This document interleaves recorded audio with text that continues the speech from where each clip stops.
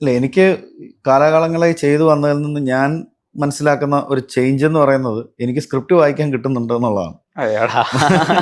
മറ്റേത് എനിക്ക് അന്ന് അന്ന് ചെല്ലുന്ന ദിവസത്തെ എന്താണോ അത് മാത്രം അറിഞ്ഞിട്ട് നമ്മുടെ പ്ലേസ്മെന്റ് എവിടെയാണെന്നോ അതിനെപ്പറ്റി ഒന്നും അറിയത്തില്ല.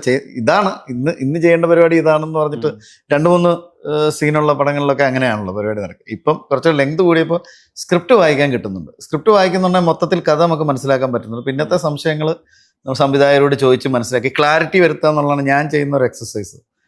പിന്നെ അതിനെന്തെങ്കിലും പ്രിപ്പറേഷൻ ചെയ്യുന്നുണ്ടോ എന്ന് ചോദിച്ചാൽ ബോധപൂർവമായ ഒരു പ്രിപ്പറേഷൻ എനിക്ക് ഉള്ളതായിട്ട് എനിക്ക് തോന്നുന്നില്ല.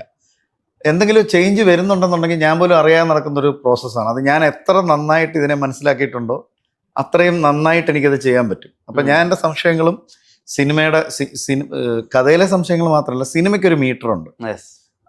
സിനിമയുടെ മീറ്റർ എന്താണെന്നുള്ളത് കൃത്യമായി മനസ്സിലാക്കാൻ ഞാൻ സംവിധായകരെ ഡിപ്പെൻഡ് ചെയ്യാറുണ്ട്. കാരണം അവരാണ് ആത്യന്തികമായി പറയാൻ പോകുന്നൊരു സിനിമ എന്താണെന്നുള്ളതിനെ പറ്റി കൃത്യമായി ക്ലാരിറ്റി ഉള്ള ആൾക്കാർ. അപ്പോൾ അവരോട് ചോദിച്ച് ആ മീറ്റർ ഞാൻ മനസ്സിലാക്കാൻ ശ്രമിക്കാറുണ്ട്.